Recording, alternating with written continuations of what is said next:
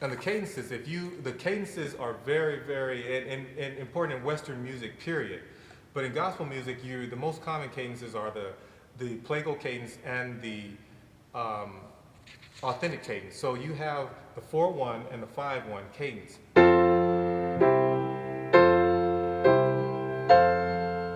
I did all of these in the various inversions.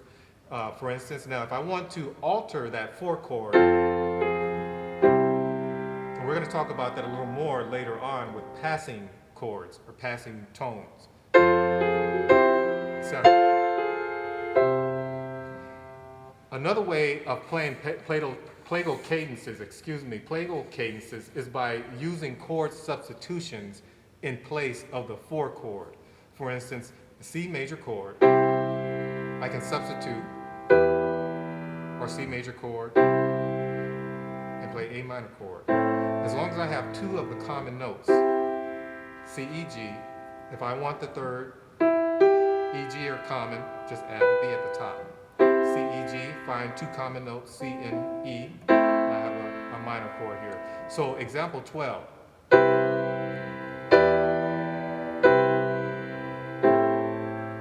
And I'll show you how this applies to gospel music in a little bit here.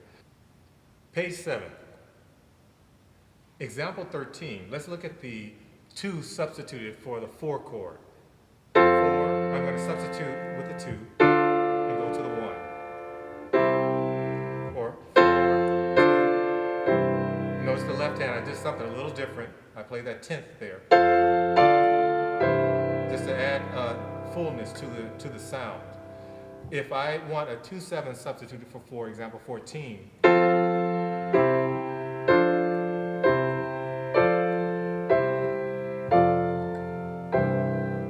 etc. So that's how I add fullness there, and I substitute these chords. A 2 diminished, substituted for 4. And this happens a lot in gospel music, primarily traditional gospel music. Page 8. Now I played a little different with my left hand, it's written in the book, just to give you a variety. Example 16, and so on. I'm not going to play all of the examples here. Example 17, the 7 diminished substituted for 4. You can do that as well. For instance, a 4. And I can make that sound kind of jazzy just doing the 3 chords here, or gospelish, I should say, you know. Or that one's kind of so-so gospelish. Authentic cadences, the 5 to the 1, the 5 to the tonic. That's on page 9. If you look at these, you have 5, 1. That's just the basic, another inversion.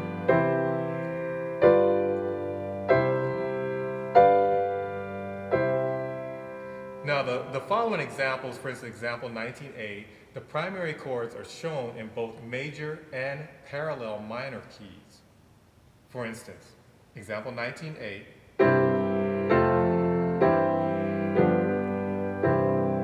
sometimes you have gospel songs in minor keys.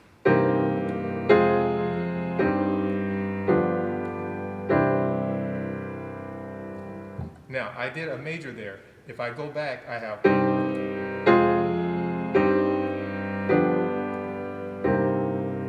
and I put that 7 there.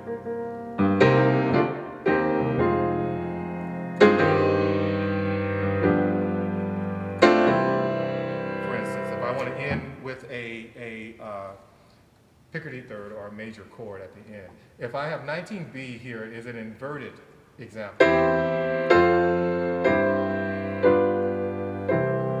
The minor.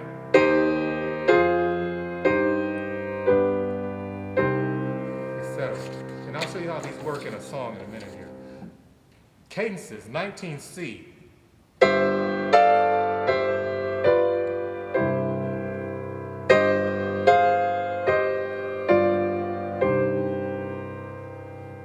In 28 through C, the 2/7 chord is used as a substitution for 4.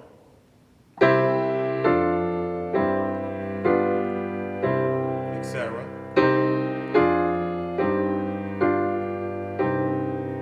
And we'll go on. And you have the other ones. Now that's in root position. The other ones are in inverted. Pay particular attention to example 20B and the ones like it. 20C as well, but 20B, this is that sound. I'm sure you're familiar with this sound. Etc. That's a sound that you want to get in your ear because that's a basic sound for gospel music, primarily traditional gospel music. Example 20C. Now, if we go on to 21A, these are the same thing basically. You can do all kind of things on the bass line to add variety to these. Pedal G, etc.